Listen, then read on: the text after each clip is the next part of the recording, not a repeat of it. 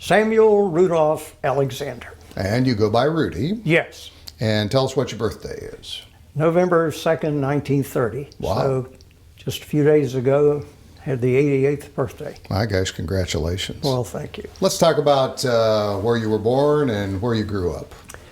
I was born in Wayne County and grew up there. Attended Goldsboro High School, graduated in 1949. And during my high school years, after school each day, I worked at J.C. Penney Company and on Saturdays. And after finishing high school, I wasn't really sure whether I wanted to go to college or not. So I continued working at Penney's full time. They made me manager of the boys department. Wow, so this was at the J.C. Penney store in Goldsboro? In Goldsboro. And where was it located at that time? It was on Walnut Street. Downtown? Yes. Wow. Now, you also had some other jobs. Did you grow up? Didn't you carry papers and do some other things? Yes, when I was in the 5th grade, I started carrying papers, the Goldsboro News Argus. My gosh, still today, printing? Yes, and I had a paper route out in the country, so I pedaled a bike 10 miles a day in the afternoon, delivering 100 newspapers. Oh my gosh. Sometimes it would be 101, but basically 100. And in the beginning, I made $7.50 a week delivering papers, but later I made $12 a week, and I thought I was wealthy. My gosh, that's wonderful. Well, so you graduated from high school and went to work as a manager of the boys department at J.C. Penney's in downtown Goldsboro. I did. While I was carrying the papers, I had an uncle who encouraged me to save some of my money, so I did. And by the time I did go to college, I had enough to cover my first year of tuition and fees. So this is about 1950. Yes. You've graduated from high school, you're working at Penney's, but you're now thinking that maybe you should go back to school. Yes, after the summer and fall, over that period, I just wasn't satisfied and decided I would go to college. And the next question was, where shall I go? And since I did not like Spanish in high school, I said there must be a college I can get a degree from without having to take a foreign language. Now, I know that was foolish, but that was my thinking at the time. And East Carolina Teachers College, it was then, had such a program. And so I came down to Greenville and enrolled. And while I was here, I introduced myself at the local J.C. Penney store, and to make a story short, I got myself a job working at Penney's in the afternoons and on Saturdays. And so at the beginning of the winter quarter, I started my college studies and started working at J.C. Penney's. East Carolina Teachers College. East Carolina Teachers College. It, a couple of years later, became East Carolina College. Okay. But that's where I started. I started with a major in social studies, which was history, sociology, geography, and minored in English. And enjoyed history very much, and so by having the job at Penney's, they needed me to work summers, and so I went to school year-round. And in 3 years and 9 months, I had earned a bachelor's degree and a master's degree. Now, even though World War II was over, we still had some military conflicts, and in fact, there was a draft going on, and you had a student deferment as a college student. Yes, I did. My grades were good, and I was deferred. The Korean War started while I was in school, and I was certainly subject to the draft. I did not get in ROTC. I've always had a vision problem, and so as I said, I didn't get in ROTC, but I was able to finish school, and after doing so, I thought, I don't want to start a job and shortly thereafter get interrupted with military service. So I simply went to the draft board in Goldsboro and told them I appreciated the deferments, and if I was going to be called, I wanted to go ahead and go. Well, let's go back and talk a little bit about your college days. Tell us what your Bachelor of Arts degree was in, and then also what your graduate degree is in. The undergraduate degree, the major was social studies. Right, so what you had talked about. Minor in English, yes. Yeah. And the graduate degree was in education administration. Now, you were also a pretty active student on campus. You were an organizer and have always been an organizer. Didn't you become involved and even maybe start some clubs and things while you were here? I organized the College Republican Club. In those days, Republicans were as scarce as hen's teeth in Pitt County and eastern North Carolina.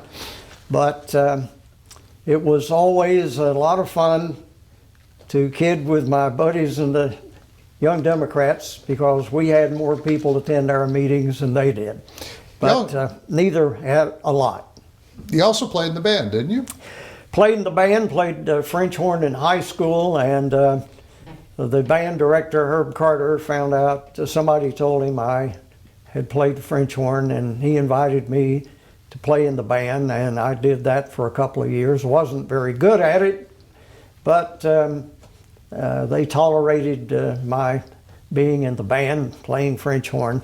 I had a lot of fun, and I was president of the student government one summer session and president of the International Relations Club. So yeah, I was involved, and I never missed a football or basketball game or a concert. Back then, East Carolina had a few concerts, fine arts concerts, once in a while a dance band, and so there was a program of activities at the college. And were you, do you remember how many students attended East Carolina College at that time about, or how many were in your class? I haven't looked that up. But, well, in the beginning, I would have to check, but it was certainly under 2,000. Yeah, 16 or 1,700. Yeah, pretty small. Yeah. Yeah. And who was the chancellor at that time? Well, it was the president. Dr. Messick, John Messick was the president. Dr. Leo Jenkins was the dean of the college. And after Dr. Messick retired, Dr. Jenkins became the president. Later, when the university, when the statewide university system was formed, and all the college presidents within the system were renamed chancellors. Jenkins became the chancellor. Okay, okay. So you got your undergraduate degree, your graduate degree, and as you were saying a few minutes ago, you knew that you probably would be drafted, so you went to the draft board in Goldsboro, and tell us about that conversation. Well, I just simply thanked them for the deferments that I had received, and told them that if I was going to be called, I'd like to go and get it over with. Well, very soon I was called, and I went into active service on Pearl Harbor Day, December 7th, 1953. Wow. And I had a little bus ride from Goldsboro to Raleigh, and from Raleigh we were sent to Fort Jackson, South Carolina for processing, and then on to Camp Gordon, Georgia. It's now Fort Gordon, but it was Camp Gordon then, for basic training. And shortly after getting to Camp Gordon and training started, I thought to myself, how in the world could you have volunteered for this? But anyway, I lived through it, and after basic training and a short leave, a week or two, I don't remember exactly. After that, I was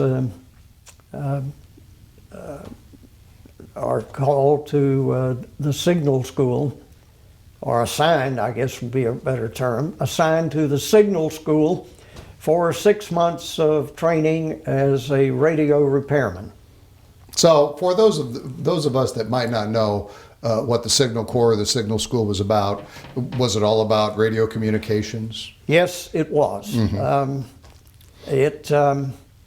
Electronics were certainly simpler then, and they may have had, I'm sure, cryptography and some other things were involved, but this radio operation, radio installation, radio repair, to the best of my knowledge, and it's been a long time, but that's what the school is about. So after you graduated from school and learned your trade for the military, where did you go next? I was, instead of being sent to Korea, thank goodness, I was sent to Germany. Mm-hmm. And so I spent the balance of my military time in Darmstadt, Germany. And the 322nd Signal Battalion was located there, and that was my assignment. Now, one of the things that I know about you is that you are, and we were talking a few minutes ago, through your life you've been an avid photographer. Did that interest start in college, high school, in the service, or was it later on? It started while I was in Germany. I bought a German camera, certainly not a Leica, I couldn't afford one, but I bought a nice camera. And while I was there, I had 40 days leave altogether. And so I traveled in the Netherlands, all over West Germany, and France, and Switzerland and Italy, taking pictures. They were color slides, and believe it or not, those slides have lasted until recently, when I scanned them all and made digital photos out of them. Wow. And when I threw away all my slides, it was like throwing away part of myself, because they had meant so much to me. Well, at least you preserved them and you have the photographs. Yes, I now have them backed up on external hard drives and have edited them in Photoshop elements, so they're good pictures. Wow. The color is still there. Great history. So you spend much of your service time in Germany. When did you get out of the service? When I was released in late November 1955. 1955. Yes. There was another thing. While I was in Germany,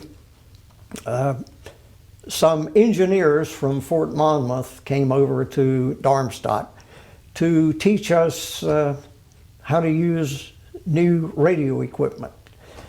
And I got acquainted with the fellows, and we seemed to enjoy working together. And after they finished our training, a few days later, I was down in the motor pool checking on some equipment in the truck that I had. Someone came down and said, the colonel, the battalion commander, wants to see you. And I thought, oh Lord, what have I done?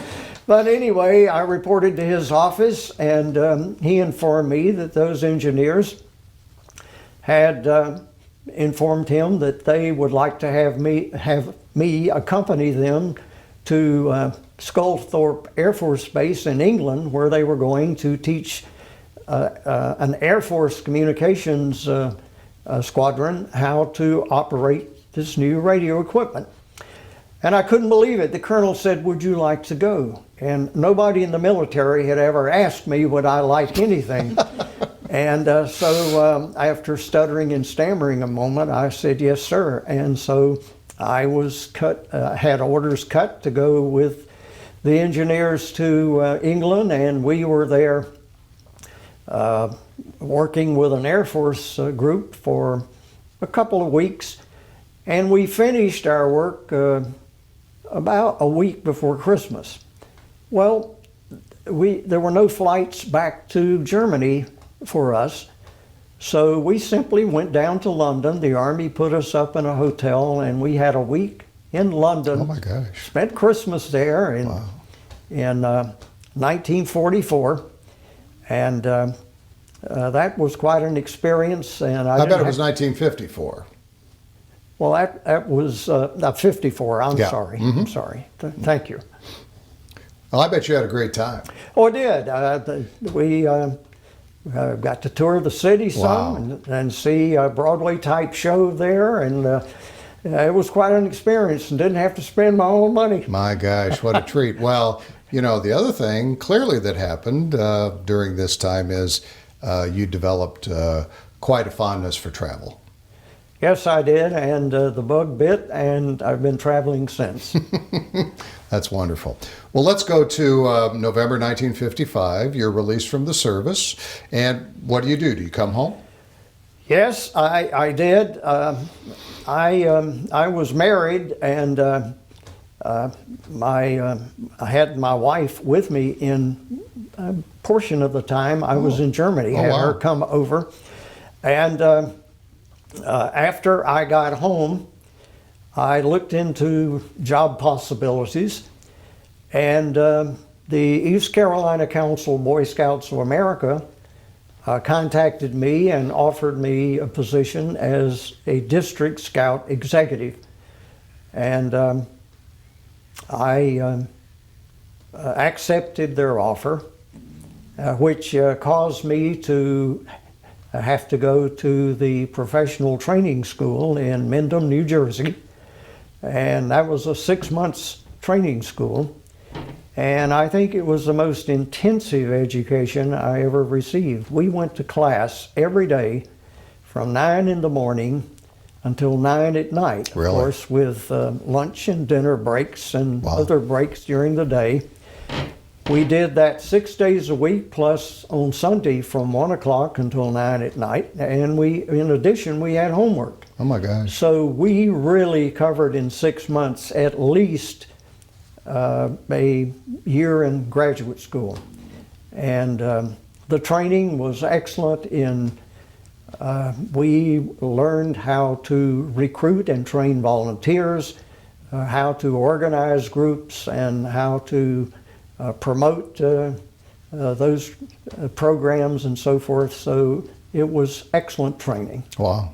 So after completing the school, then I was assigned to serve the areas of Carteret and Onslow counties. I lived in Jacksonville for a little over 3 years, and then the position opened in Greenville for serving Pitt County. Mm-hmm.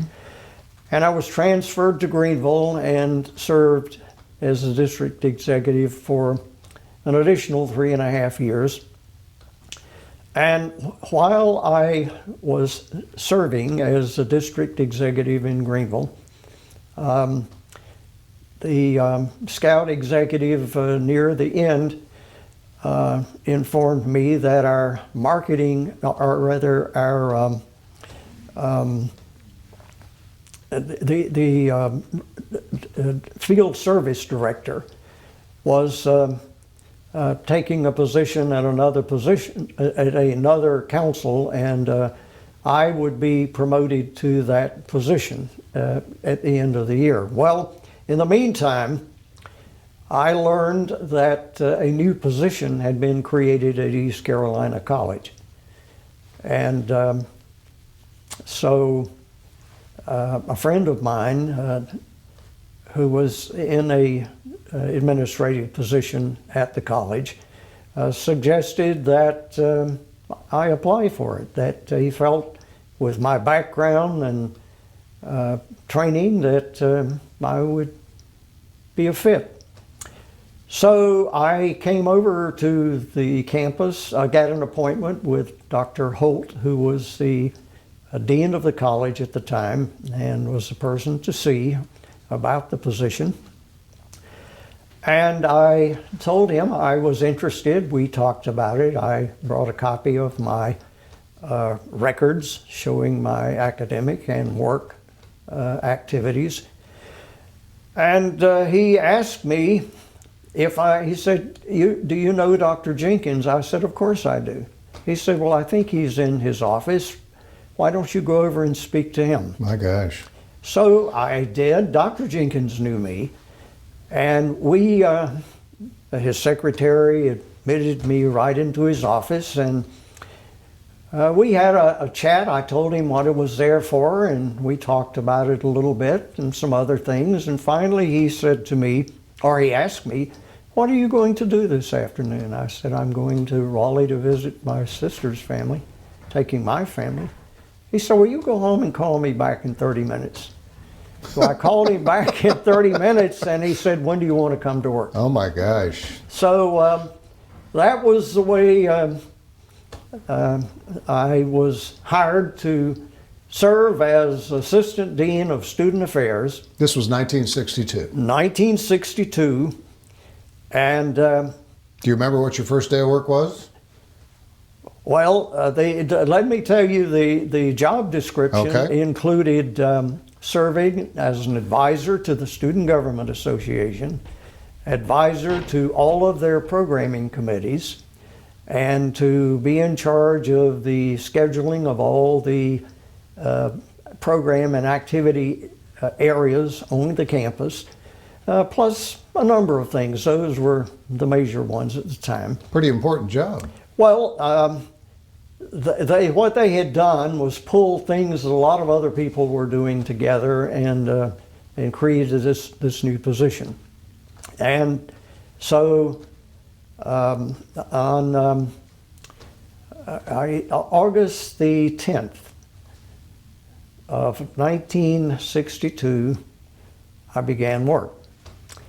And it was the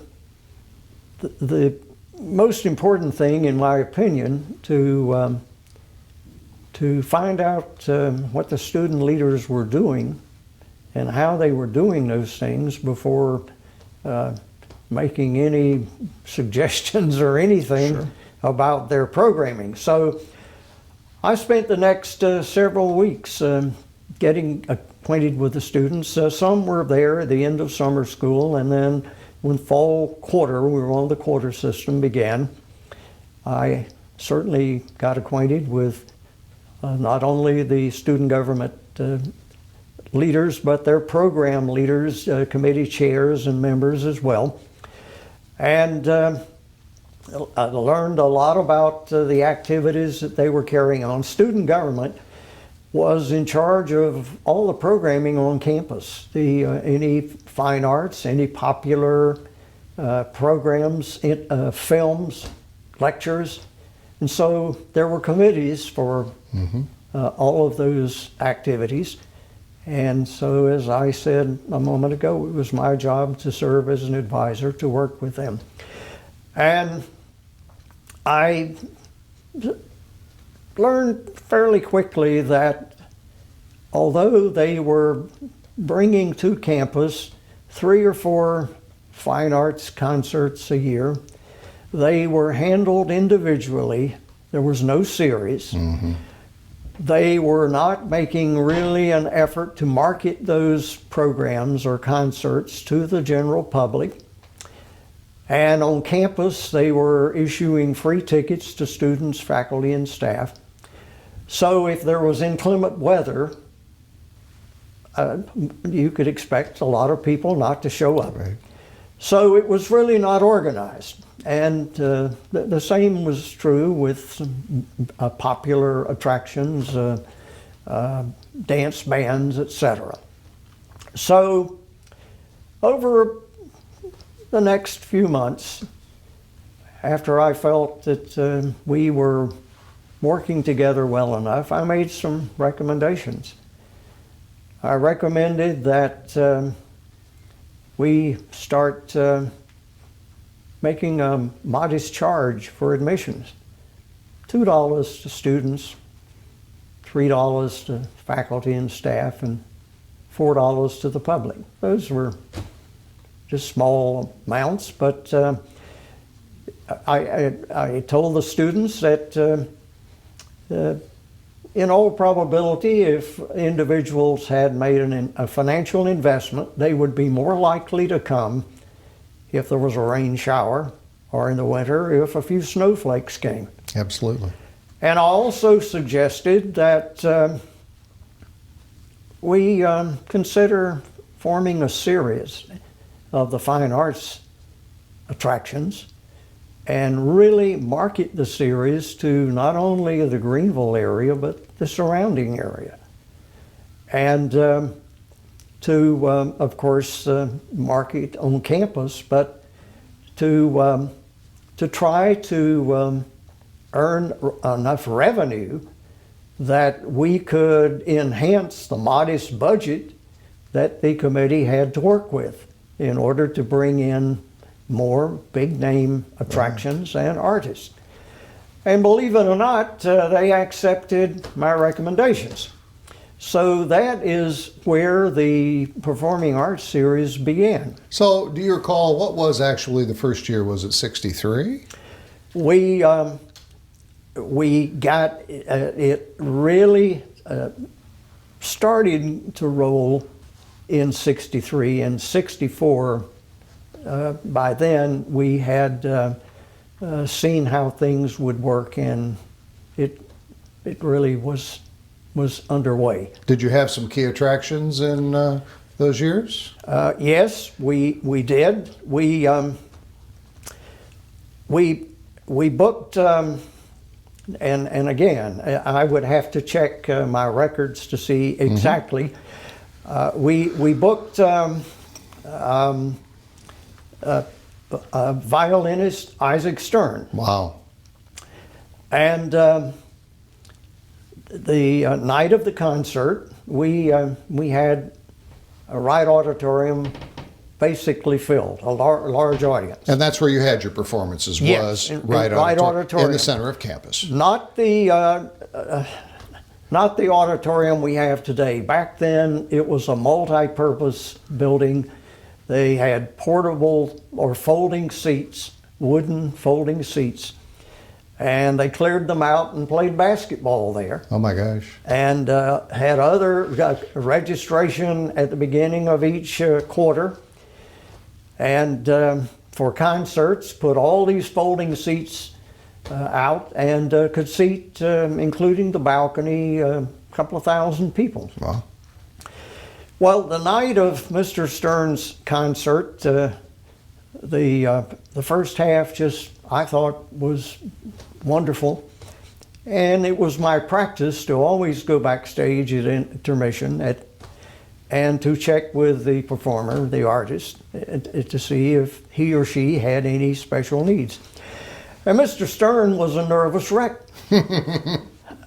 He said, there's a child sitting on the front row who is swinging his legs back and forth, keeping time with the music, and it's driving me to distraction. You've got to move them.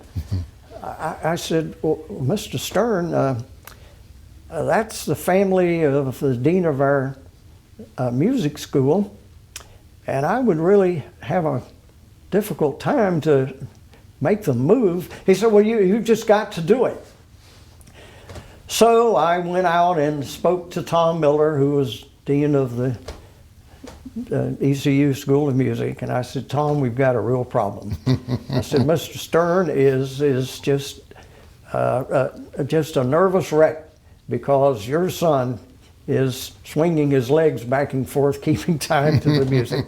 So anyway, they moved. They graciously moved. I had one of the ushers get them good seats elsewhere. The auditorium was not totally filled. And we worked it all out, and Stern was happy, and the second half of the performance went off just fine. It's a great story. Another time, we had Duke Ellington booked, the Duke Ellington Orchestra. Yeah, wow. And I had student technicians to be at the auditorium to meet the orchestra when they arrived. And of course, about 6 o'clock, I went over, and the students were helping the orchestra members get all set up, and I didn't see Duke Ellington. So I walked over to one of the members of the orchestra and introduced myself, and I said, where is Mr. Ellington? He said, oh, he's flying in. I said, oh my Lord. Greenville at that time did not have any commercial airline service. And I just knew Ellington had flown to Greenville, South Carolina. Oh my gosh. So we continued to set up. We were going to try to make the best of a bad situation. And lo and behold, about 5 minutes before showtime, in walked Duke Ellington. And we had a great concert. But I learned that he had truly flown to Greenville, South Carolina. Oh my gosh. Got off the plane, got his bag and went out to the curb, hopped in a taxi cab and told the driver, take me to East Carolina College. The driver turned around and said, man, that's over 300 miles northeast of here. So Ellington got out of the cab and was able to charter a small plane. Really? And flew into Greenville, North Carolina. Oh, wow. And I'm sure that he probably spent about as much money on his air flight on the chartered plane as we paid him for the concert. But anyway, the show went on, and we had a great concert. What a great story. Another time, we had the great pianist Arthur Rubinstein. Wow. He was considered the world's greatest pianist at the time we presented him. And my office at that time was in Wright Auditorium. And the afternoon of the concert, mid-afternoon, in walked through the door to my secretary's office, and I could see from my office Mr. Rubinstein. I jumped up from my desk and went out to meet him and welcome him. And after we passed the pleasantries, he asked me a question. He said, and how are ticket sales for tonight's concert? I said, why, Mr. Rubinstein, your concert has been sold out for over 2 weeks. And he gave him a big smile and he said, well, it will be perfectly all right to put some seats on the stage. And then there was a little smile. He said, preferably for young ladies. So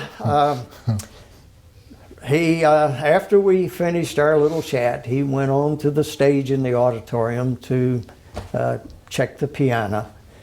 And I went back in my office and called the dean of the School of Music and relayed what Mr. Rubinstein had said.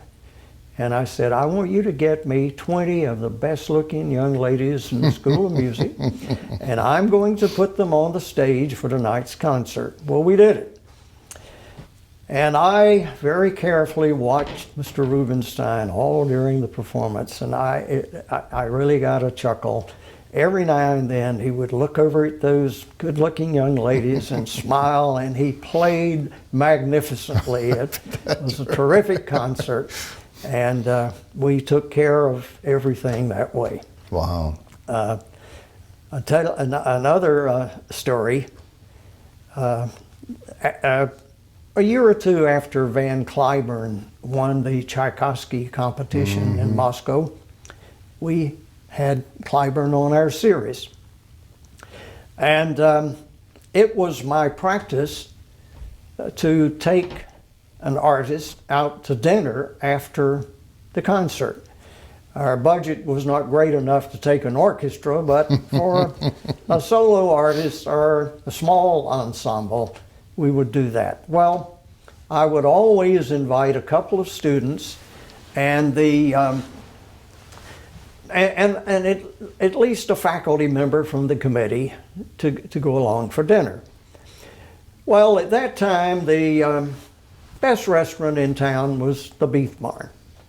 So I arranged for us to go to dinner at the Beef Barn, and after the concert, that's where we went. And we got in the restaurant, and I made sure to seat this very attractive young lady, a little sorority girl, between myself and Clyburn and the others around the table.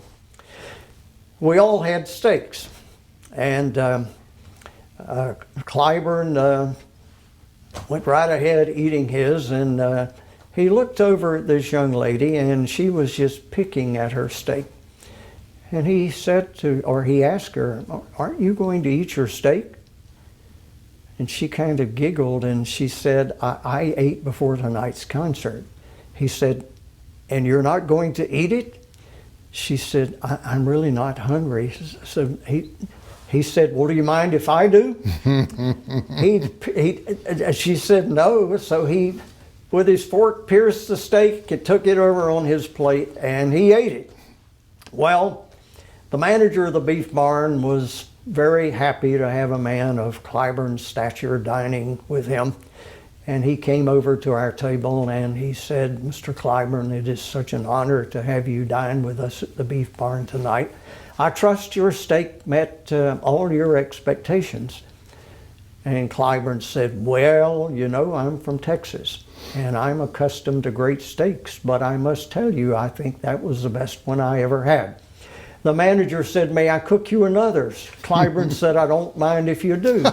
And I nearly fell out of my chair. The man ate practically 3 steaks. Wow. But that was our evening with Van Clyburn. Wow. So we had some wonderful times. In